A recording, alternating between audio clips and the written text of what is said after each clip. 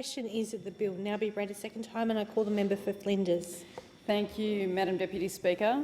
I rise to speak to this bill, the Higher Education Support Amendment, Australia's Economic Accelerator Bill 2002. But before I get too detailed into the bill, I'd just like to correct the statements made by the former Speaker, the member for Casey. It is true this year, and this year alone, I expect, that the seat of Casey will hold the record for the most number of tradies. And may I say I've been inundated with comments from my electorate suggesting that if we included landscape gardeners and other trades, we would definitively be the winners. So enjoy it while you have it, member for Casey. It will not last.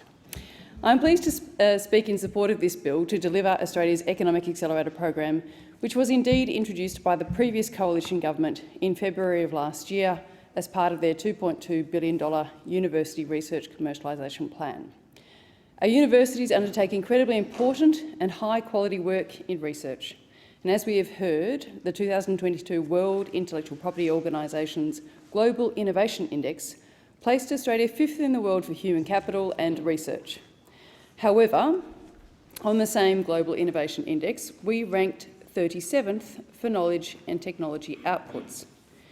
This disparity means that whilst Australia is proudly recognised as a research powerhouse, much of our early-stage research is frequently not progressed to later stages of development because of the risk and uncertainty around commercial returns. Australia's Economic Accelerator program seeks to bridge this disparity, bringing our output of knowledge and technology in line with the expertise of our research. The AEA program will create a research ecosystem where our world-class research is translated into real-world innovations and productivity gains. This program will operate as a priority-driven grant program to support projects aligned with national research priorities with high commercial opportunity. To that end, I do wish that the Albanese government maintained this desire to support national research priorities locally by not scrapping funding for projects such as the National Centre for Coast and Climate at Point Nepean National Park in my electorate of Flinders. This would have been our only higher education footprint in the electorate of Flinders, bringing world-class researchers in coasts and climate to the Mornington Peninsula to undertake their work in partnership with the universities of Melbourne and Monash. But I digress. Funding will be available to universities and require applicants to partner with industry. Grants of between $20,000 and $500,000 are available to fund eligible activity with matched funding requirements determined on a case-by-case basis. Without government intervention, new innovations and technologies will continue to stall. But the Coalition has a proud history in addressing this issue. In 2014, the Coalition released the Boosting the Commercial Returns from Research discussion paper as part of its industry, innovation and competitiveness agenda. This paper cited insufficient knowledge transfer between researchers and business as a key driver of a lack of research commercialisation, arguing that addressing this issue would, and I quote, help drive innovation in Australia, grow successful Australian businesses and boost productivity and Australia's exports, ensuring the competitiveness of the Australian economy into the future. In 2015, the Coalition commissioned the Watt Review, which recommended similar actions as the Boosting the Commercial Returns from Research paper. And in December 2015, the $1.1 billion National Innovation and Science Agenda was launched. For universities, this agenda built on the BCR and the Watt Review and included changes to research funding arrangements for all universities. During the unstable and unpredictable period of 2020 and 2021, due to the COVID-19 pandemic, the Coalition maintained its focus on research collaboration and commercialisation, introducing a one-off increase to research support program funding. In February of 2022, the former Coalition government announced a University Research Commercialisation Action Plan.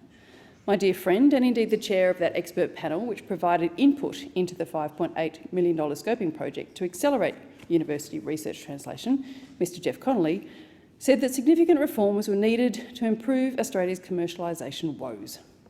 Mr Connolly at the time said, "It was very quickly apparent that a single program was not the solution to this issue and that a more strategic and systemic approach was required. The result is the broad-ranging reforms outlined in this action plan, and this action plan commits the Australian government to shifting the dial to place more emphasis on the translation and commercialisation of research." That plan outlined key initiatives to reform Australia's research commercialisation landscape across 4 key areas: placing national manufacturing priorities at the core of Australian government-funded research, priority-driven schemes to ramp up commercialisation activity, university research funding reform to strengthen incentives for genuine collaboration with industry, and investing in people who are skilled in university-industry collaboration. The mechanisms to drive these reforms will be $243 million over 5 years for the Trailblazer Universities program to boost prioritised R&D and drive commercialisation outcomes with industry partners. $1.6 billion over 10 years for Australia's Economic Accelerator, a new stage-gated competitive funding program to help university projects bridge the so-called Valley of Death and the road to commercialisation. And a $150 million capital injection to expand the CSIRO Main Sequence Ventures program, which backs startup companies and helps create commercial opportunities from Australian research.